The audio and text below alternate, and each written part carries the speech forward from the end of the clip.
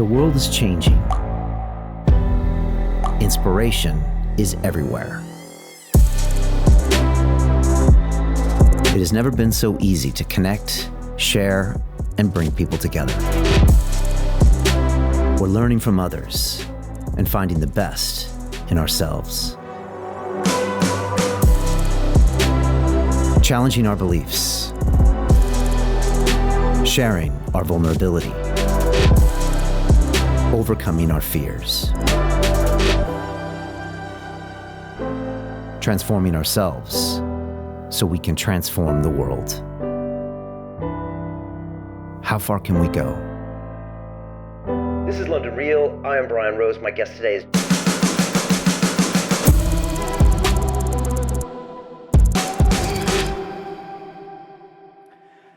This is London Real. I am Brian Rose. My guest today is Colonel Douglas Macgregor, the decorated U.S. Army combat veteran, military strategist, and former senior advisor to the Secretary of Defense. You served more than 3 decades in uniform, earning distinction during the Gulf War before becoming one of America's most respected and controversial voices on defense and foreign policy. You've long warned that Washington's reckless interventions have drained U.S. power, destabilized entire regions, and pushed the world to the edge of catastrophe. Today, as Gaza burns, Ukraine falls, and Venezuela plots its next move, you argue that America's era of global dominance is ending, replaced by a multipolar world where the U.S. influence is shrinking, alliances are fracturing, and rivals are rising. Colonel, welcome back to London Real. I'm happy to be there. Thanks. Colonel, I'd love to go to a section of the world that we haven't been talking about in the last 6 months, and that's what's happening now in the Gulf. We've seen Venezuela now seem to be kicking off. There was an article in the FT that said its military was preparing for a U.S. strike. We're seeing these drug boats blown out of the water. We're seeing Colombia's president really calling out, I think, President Trump. And now we're seeing, I think, an aircraft carrier moved into the region. I'm really curious what you see going on here and what are the potential implications for the U.S. and the world. Well, admittedly, it is very difficult for people outside the country as well as inside to follow everything that's happening. Benjamin Franklin was asked by someone standing outside of Independence Hall in Philadelphia after the Constitutional Convention ended what sort of government we were going to have. And he said, you're going to have a republic if you can keep it. And right now, I think we have probably a drama queen republic if we can keep it. Everything is theater. It's unending. And President Trump seems to love this sort of thing. But the theater is confusing. It sends people in the wrong directions. This is especially true in Moscow. You know, the Russians are very serious people. They take what's happening on their borders very seriously. That's why we have a war. So they don't understand Trump. He suddenly expresses a willingness to meet, but then his staff backtracks and says, well, we've got to go back to a ceasefire, when he realized there would be no ceasefire until we had some sort of agreement hammered out. So he calls up and says, I'm not coming.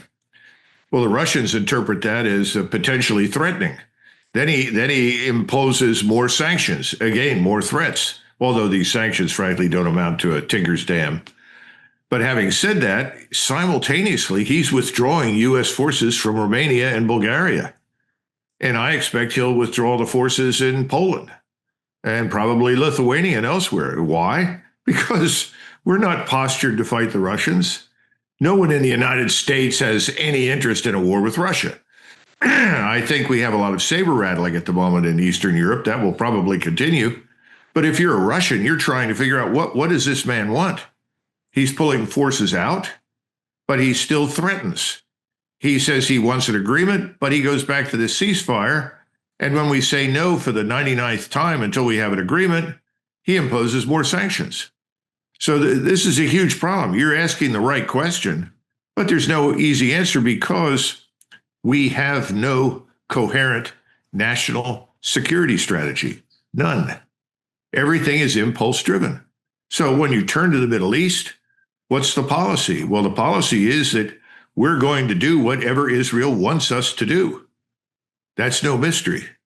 You know, it's very interesting to me that this woman, Machado, who's been named as the possible successor to Maduro if we succeed with regime change in Venezuela. She's the new Nobel Peace Prize winner. She immediately says, if I'm the president, if I take over, we will move our embassy to Jerusalem. Well, why would somebody in Venezuela give a damn where the embassy was in Israel? I think she knows where the power lies. I think she understands the audience that she's playing to. So that kind of informs us as to where we're likely to go in the Middle East. And when we say likely to go, it's wherever Israel wants us to go. And I think the Emirates understand that. I think Qatar understands it. I know Kuwait does. I think Saudi Arabia understands it. Doesn't mean they like it, but they know it. And talking about the Venezuela situation, I mean, a aircraft carrier there that's a pretty big show of force. Does it worry you what's going on down there right now? Well, it does, but perhaps not for the reasons that the administration would say. You know, we've been listening to this drug war rhetoric now for a very long time. It's becoming increasingly difficult for many of us to take it seriously. When you have an organization like the CIA that is well known for its involvement in drug trafficking, when you talk about the border, yes, the appearances are better, the optics are better, but illegal human and drug trafficking continues. In fact, a lot of it goes right through the legal ports of entry because the drug cartels are paying the customs officers to turn a blind eye to their material. So they're informed in advance that a truck's coming through, going to someplace, let it through, don't obstruct, and they get an extra $30,000 every month on top of their existing pay. We have a great deal of difficulty dealing with that. That's why I had recommended a long time ago to the president, we need to put the military on the border and put it under military control and then rotate battalions on and off until the place is secure. Because you can't compete with the flood of money that cultivates corruption. That's a huge problem. It's a huge problem inside the United States. So right now, the drug cartels can continue to do a lot of damage to us, regardless of what we do to Venezuela, I'll be frank. All they need at the moment is a van with a map of the interstate highway to deliver their human or drug packages wherever they're sending them for money. That's the problem. I don't think this is going to solve that. But what it will do, and this is something I'm very concerned about, is it will once again remind the Latin American republics and peoples down there of just how threatening we are, because we have a long track record of intervention down there, whether it's El Salvador or Nicaragua, you name it. We've been in and out of these places. And I'm already hearing people say, well, this will be like Panama, just like Noriega. Well, Noriega was removed. I don't think that ended drug trafficking permanently. I don't see any evidence for that. Has it suppressed it? I'm sure somewhat, but there are always other ways to engage in this criminality. So the idea should be you stop it at the border and you stop it in your coastal waters. If you can't do that, then you have to enforce law inside the United States. And you're not going to get very far unless you are harsh. And the man who demonstrated just how effective this is was Lee Kuan Yew in Singapore. If you come into Singapore and you are peddling drugs, you will face the death penalty. Sure, you'll go to trial. You'll have a jury trial. But that's what you're facing if you do this. And, Mao used to say all the time to his party members, shoot one, educate a million. You never have to execute very many people to get the point across. It comes across pretty quick. But inside the United States, you have people say, well, that's not humane. Well, how humane is it for hundreds of thousands of Americans to die of fentanyl? Somehow or another, you don't want to find the individuals who are responsible for distributing it and punishing them, even if it involves capital punishment. If you're trying to save them, that's what you have to do. Bombing Venezuela, attacking Colombia, if we marched into Mexico, that would not help our case. The last thing that we want to do south of the border is invade someone else's country or start killing people. That's just not a good idea. And let's look at Venezuela for a minute. If you look at the map and you superimpose Venezuela on the European landmass, it covers the area of Germany, France, Belgium, Switzerland, and part of Austria. It has a 1,700-mile coastline, 1,379 miles it shares with Brazil, 1,380 miles it shares with Colombia. And we already know there are paramilitary organizations in Colombia, as many as 100,000, and also in Brazil, who are just anxious as hell to go into Venezuela and fight the Yankees. What are we accomplishing? And remember that just a few weeks ago, in fact, just last week, President Trump admitted in the Oval Office in an interview that Maduro had approached him and offered him a stake in the oil and gas industries. In fact, President Trump said he's offered everything. And the question was, well, is that not enough? No, that's not enough. What? How often has regime change worked? How often has it benefited us? I think the answer is not much. It's very expensive. If we go into Venezuela, we remove the government, try to install a new one, there are people who will support it, but there are a lot of people who will fight it. So what are we cultivating? A civil war? And then do we make Venezuela dependent upon us? What a disaster. How many trillions have we lost in the Middle East? What did it cost us in Vietnam? We went off the gold standard in 1970, 71, 72. Why? Because we were broke. So, this doesn't make any sense, but it's more of this sort of drama queen behavior. And you get these same worn out arguments from people in Washington who aren't even qualified to run a Burger King. And at the same time, what are they doing? They're advising on national brain surgery. This is ridiculous. We don't have a group of professionals, people that really understand anything, rooted in foreign policy, rooted in all the various areas of policy that are important to the American people. In the meantime, 70% of American families live paycheck to paycheck. How can this go on? This can't. Colonel, does classifying the cartels as terrorist organizations, does that accomplish anything? That's a good question. Legally, I suppose in some ways it does. I'm someone who always felt strongly if we were serious about this, we would effectively declare war on the cartels. But that war should be fought on our borders and inside our country, not overseas. And see, my concern is this is another exercise in diverting everybody's attention into something that's going to cost a lot of money. It's going to be damaging to us. And while at the same time at home, what are we doing? Nothing. As long as you have the cost of groceries rising and high inflation, as long as you continue to print money without restraint, ultimately what you do is you make long-term strategy, planning and manufacturing, industry, science, technology, education impossible. How do you do that? The same thing's true in the military. I keep trying to tell people, if you exercise restraint, back away, shed these overseas commitments, and focus on the military over the next 10 years with a strategy that is designed to adapt us to a new world, new technology, new societies. If you'll exercise that restraint, you'll have a lot of capability in 10 years that'll put you far ahead of everyone else. We won't do it. We're always back in there using what we have over and over and over again. And you've got families inside the military that are on food stamps. They can't feed themselves. They're not paid enough. And everybody says, well, the military's paid too much. Well, you have to look at where the distribution of funds goes in the military, and it doesn't go to the families of servicemen at the lowest level that have to man the ships, that man the equipment, that continuously deploy. So we got a lot of problems, but no one really wants to address them. Yeah, there's many that say if we were still on the gold standard, that we wouldn't have all these, forever wars everywhere because we literally couldn't afford them. You'd actually have to choose between feeding your citizens and giving them protection and fighting overseas. But now when you can print money at will, you can go do a lot of things that maybe you shouldn't be doing. Well, how do you persuade the government that energy security and food security are absolutely vital and essential? They should come before everything else. And we're not doing that.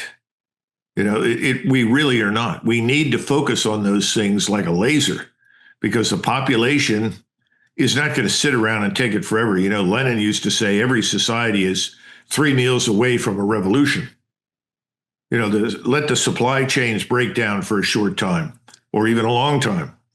You'd be surprised what will happen inside the United States when people aren't certain that they can eat, when they can't afford things, when they can't pay for gasoline, which is quite high right now. It's much lower in many places, but it's very high in the United States, probably higher in Europe.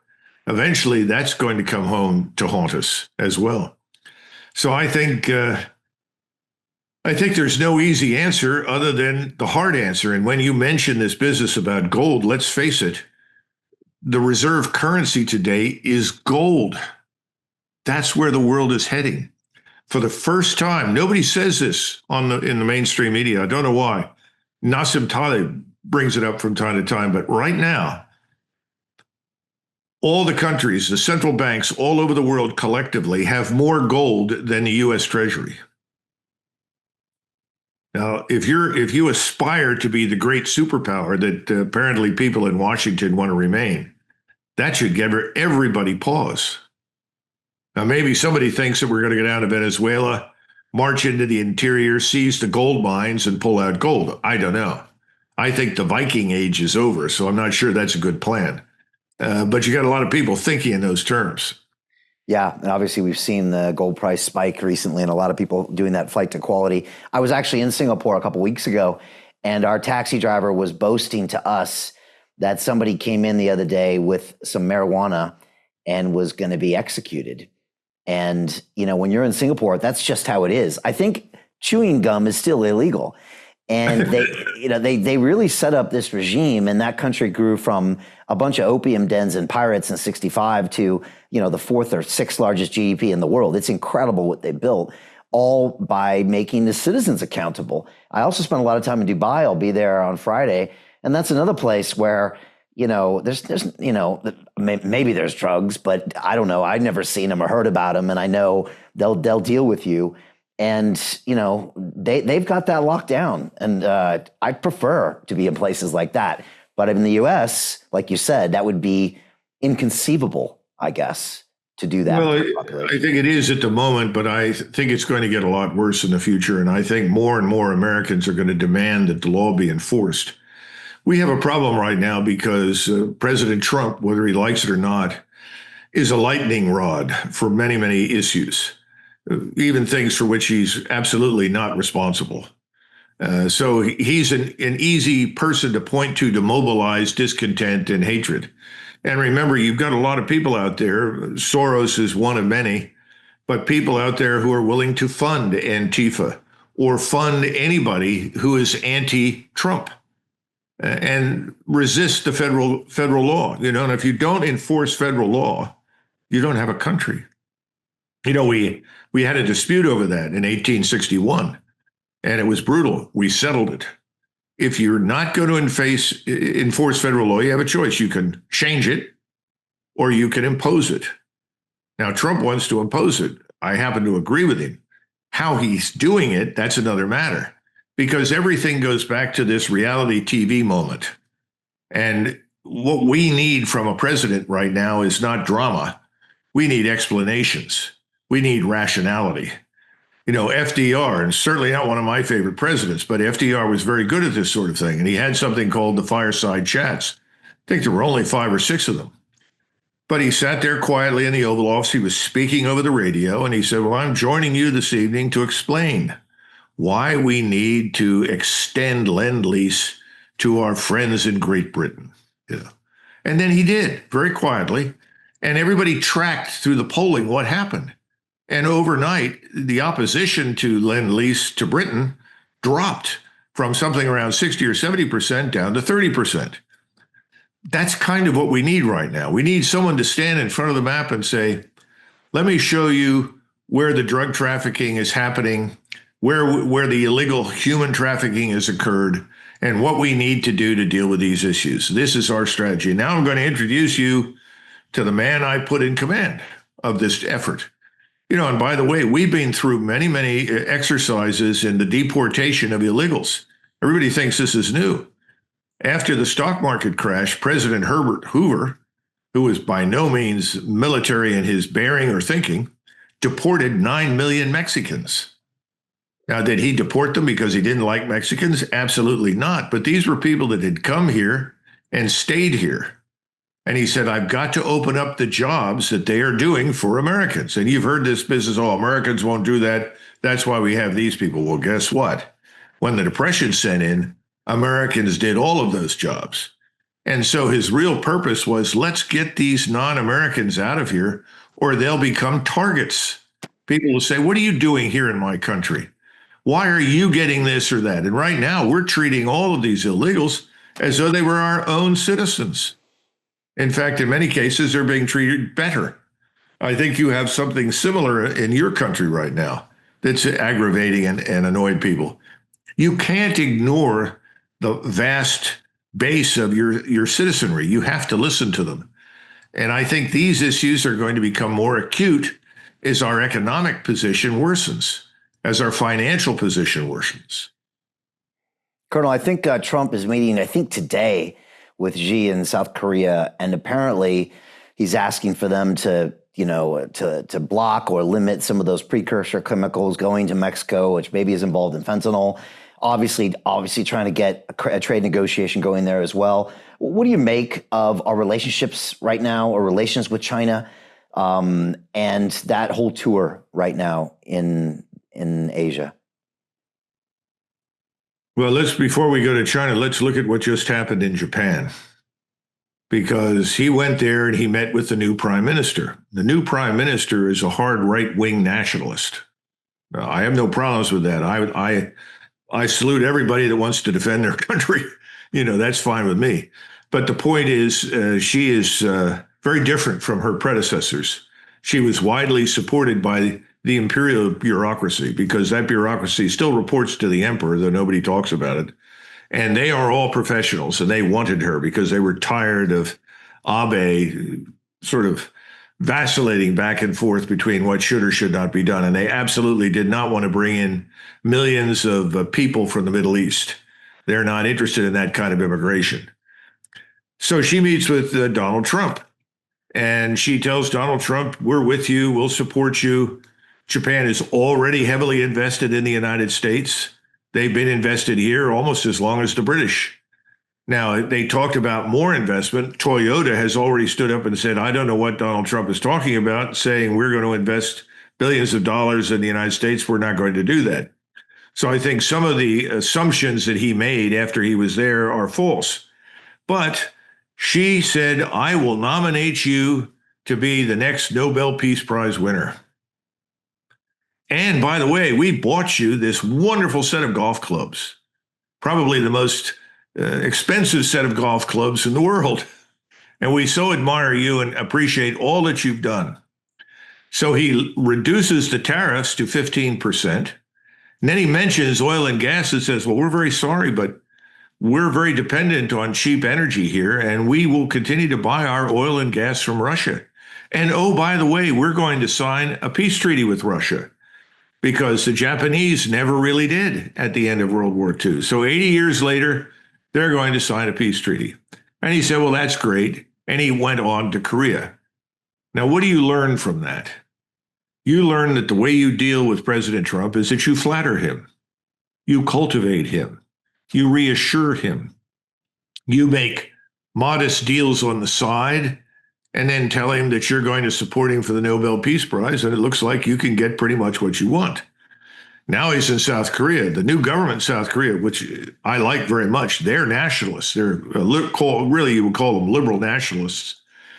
And they privately really want us off the peninsula, because our presence on that peninsula is now no longer regarded as protection. It's seen as a potential catalyst for war with China. Neither Japan nor Korea want any hostile relations with China. One of the reasons for all the wars that were fought between the Japanese and the Chinese was that the Chinese would not admit the Japanese to their markets unless the Japanese paid tribute to the imperial Chinese government. And the Japanese were not going to pay tribute to the Chinese emperor. Well, that's gone. Xi opened it up, gave them full access to the Chinese economy. They don't want that to change. Neither does South Korea. Both Japan and South Korea, their biggest trading partner is China. Do they feel threatened by China? Not militarily. There's no evidence that they see that the Chinese want to invade their countries. And the Japanese have made it abundantly clear they have no intention of ever going back into China. That was the mistake that everybody made in Russia in World War II. Why do you want to go into the place? Big mistake. So I don't know what President Trump is going to get, but I think he'll get the kind of treatment that he got in Tokyo. And then he'll come out and tell us, oh, this is great. This is wonderful. You're 100% on board. In Asia, everyone is waiting around patiently for us to leave. It's been 80 years since the end of the Second World War. What are we doing there? Yeah. They want to do business with us, but they don't want our military power all over the place. And in Washington, everyone will say, oh, no, that's not true. They all fear China. They need us. No, it's not true. Talk to the Indonesians, the Malays, the Vietnamese. Everyone's the same way. You want to sail through the neighborhood periodically, that's fine. But we're not interested in provoking any wars with the Chinese. And they know how to deal with the Chinese. All of these people have lived together for thousands of years. Let's move over to the Middle East. What do you make of this historic peace deal? Obviously, Trump went there. He spoke at the Knesset. He met with the leaders of Qatar and all the people over there. What do you make of the entire thing? It's another theatrical moment for Donald Trump. Within the last 24 hours, the Israelis killed, I think, 101, 102 Palestinians in Gaza, sudden airstrikes, supposedly in retribution for some alleged ceasefire violation, or because the Palestinians have not given them the remains of Israelis that have died. Of course, finding anybody in that rubble is going to be enormously difficult from now. I've seen sources that say the Israelis have killed 68,000 people in Gaza. I've seen other sources that say 400,000. We have no idea because the place has been reduced to ruins and rubble. Now the Israelis have increased their control from, I think, 53% of Gaza to 58% of Gaza. President Trump is in the White House because of wealthy Jewish oligarchs in the United States who paid for his victory. And they expect him to deliver on the promises he made to them. And those promises are very clear: Gaza and ultimately the West Bank and the Greater Israel Project. So I see no evidence that anything they do will be taken as a contradiction by Trump. He'll argue, well, if these Palestinians won't get along, then we'll just have to go in and kill them all. He said that just a couple of weeks ago. Incredible. What interest do we as Americans have in killing Palestinians? Now, sure, you can find people here in the United States, many of whom served in the military, spent time in the Middle East, and may not like Muslims. I've run into that. That's a different issue. But unfortunately, most Americans are just not terribly engaged. It's something that happens far from home. In other words, war is always something that happens on someone else's territory, not ours. They're worried about food on the table, health care, transportation, a standard of living that provides for their families. That's where they are. They're not focused on what we're doing overseas. Not yet. Were you surprised that so many governments came together to sign that treaty, from Egypt to Indonesia to the Saudis and the Qataris and the Emirates? Were you surprised that all of that happened? No. All of the ruling elites in the Middle East are for sale. Everybody knows that.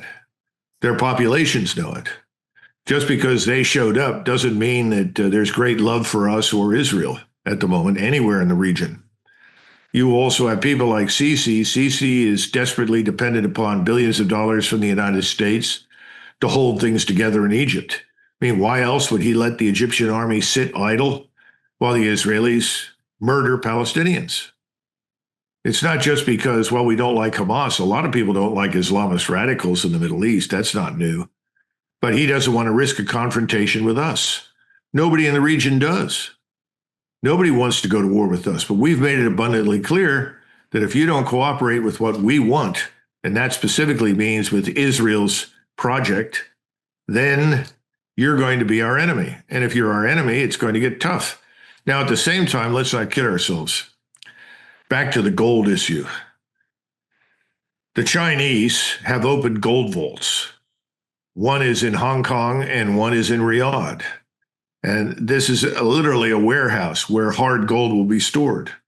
And the idea is that ultimately gold replaces the petrodollar.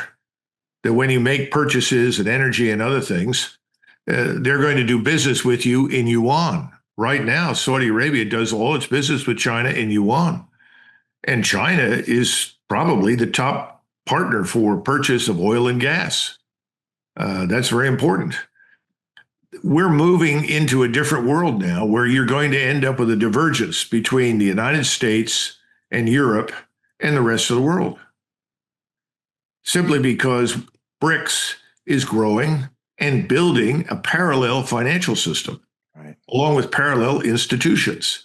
Now, we all said just 5-10 years ago, sitting here in the United States, because I sat around and listened to people in the government say it, well, this is true, but they'll never get there very fast. You know, we'll be king of everything for at least 2 more decades, maybe more.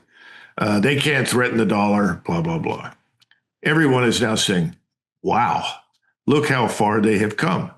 Now, the Chinese will tell you flat out, our banking system is not nearly as sophisticated as yours. So it's going to take a lot longer to get there. And they admit that.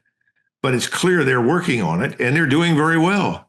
They have the equivalent of the SWIFT system that is actually easier to use and easier to exploit for cross-border purchases and transfers than our own SWIFT system.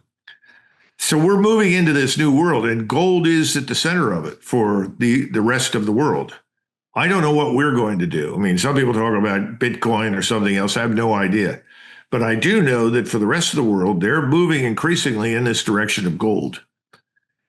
So we have to take that into consideration. This is not I have a bigger army than you do. This is not I have a bigger Air Force than you do.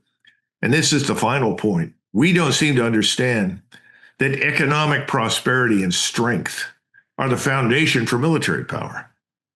And we're losing on the economic prosperity and production and strength side of the equation right now.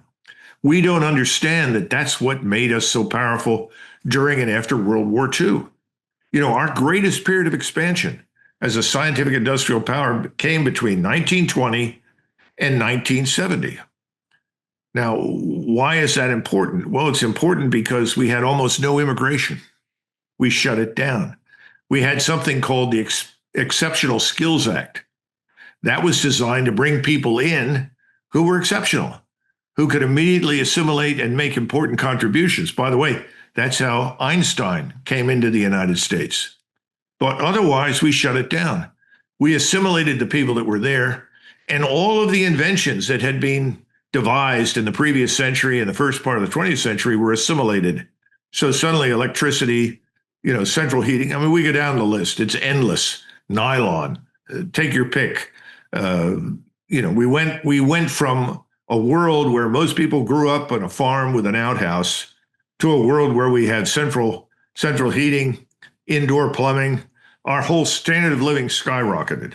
And the building of the manufacturing process that just expanded overnight during World War II was then rapidly transformed into commercial use.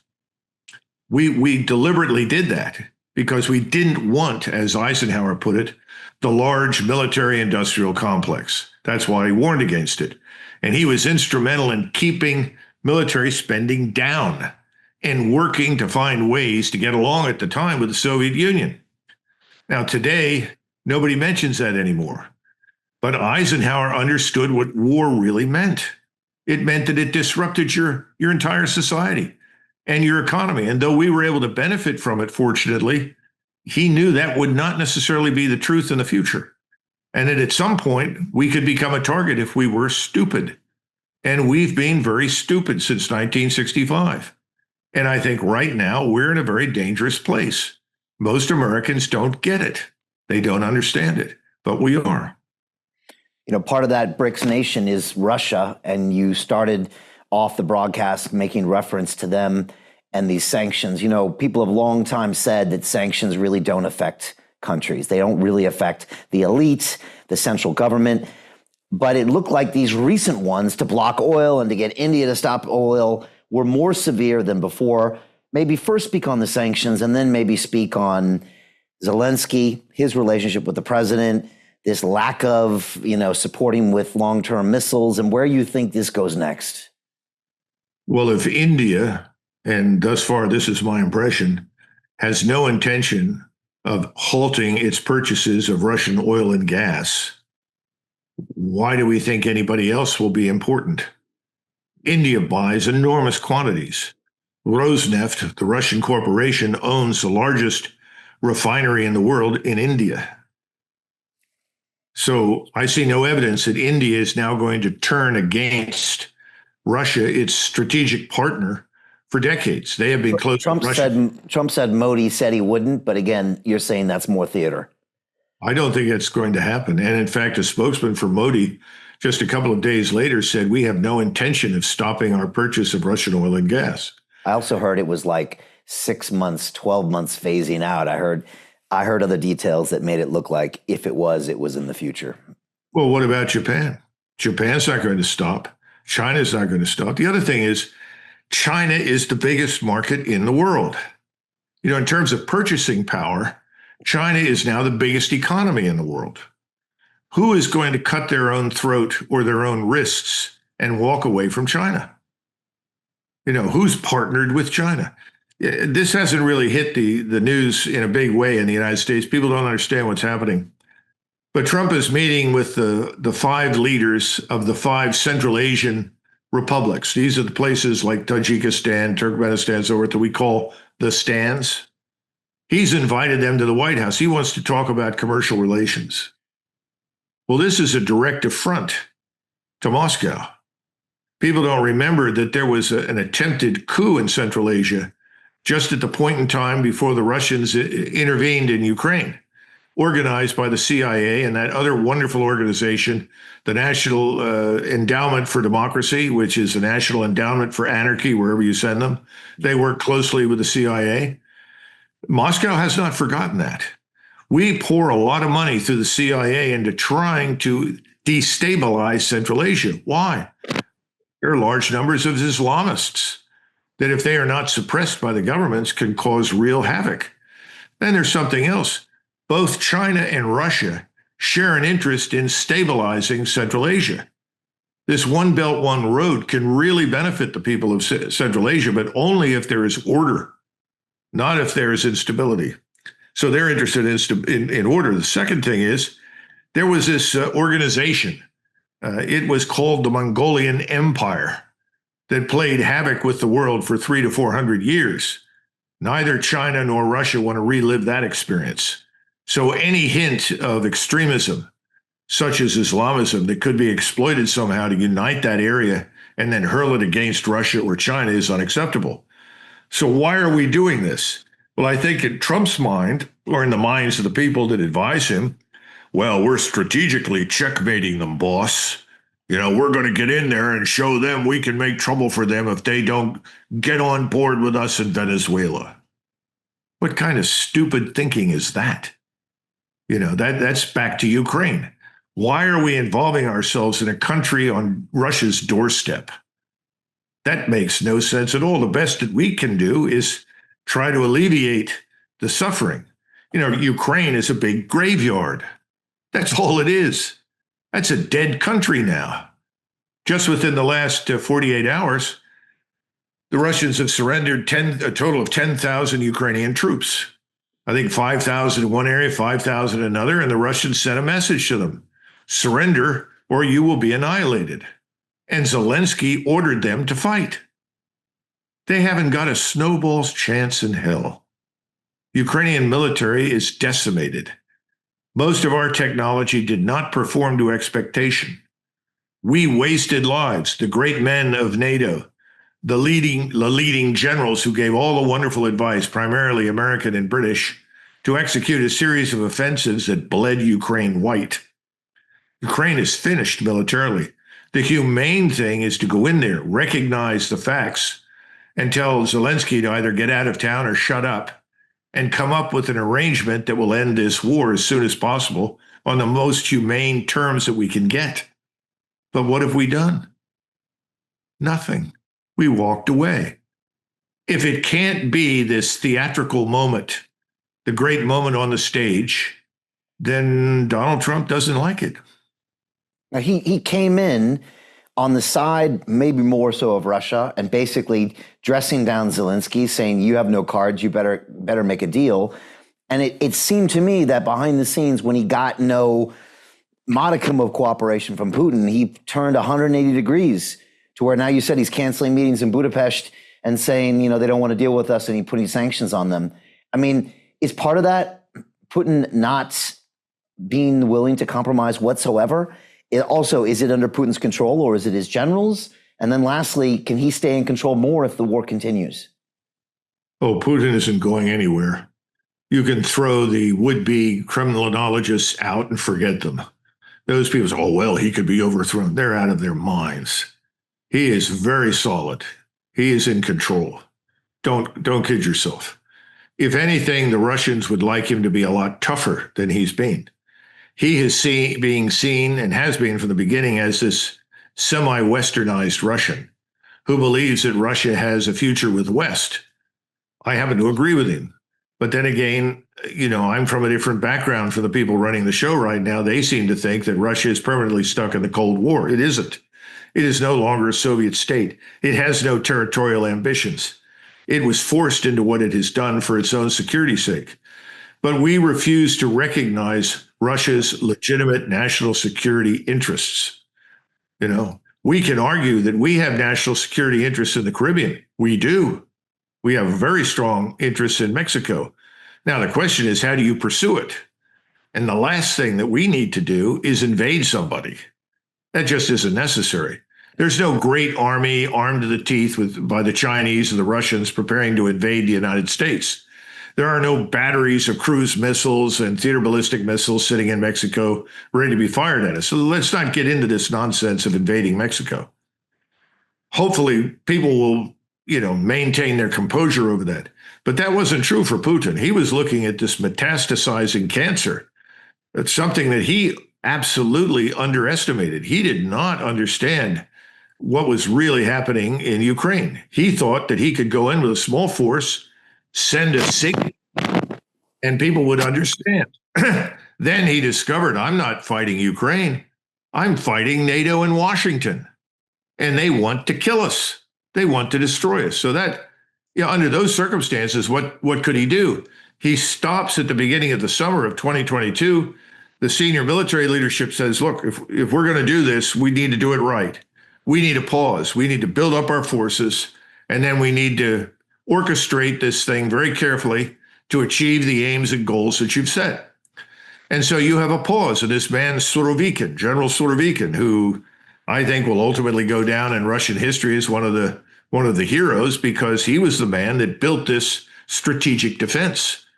And then NATO generals utilizing vast quantities of Ukrainian manpower threw hundreds of thousands of lives away month after month after month trying to penetrate this strategic defense. Now, we don't want to go into detail about why and how that happened, but you would have thought somebody would have wakened up and said, wait a minute, we're up against something very different. This is a new way of war. It didn't happen. And so now we're looking at about close to 1.8 million Ukrainian soldiers dead. And we're still talking about sending weapons. Who's going to use them? Now Macron wants to send the French Foreign Legion, 2,000 men. I don't see that doing anything. But the bottom line is that if I were a Ukrainian, I'd get rid of Zelensky. And I think there are probably large numbers of surviving Ukrainian soldiers that would like to do that, because this has no point anymore. This has no purpose. And we got to get off this train that says, well, you invaded Crimea. Well, the Russians controlled Crimea from 1776 onward. And the enemy they defeated was one of the greatest enemies in the world. It was the Golden Horde, the Tartar Khanate that had plagued Russia for hundreds of years and stolen women and children as slaves. I mean, that nobody knows any of this in the West. And here's the worst part. Nobody cares. To continue watching the rest of the episode for free, visit our website londonreal.tv or click the link in the description below.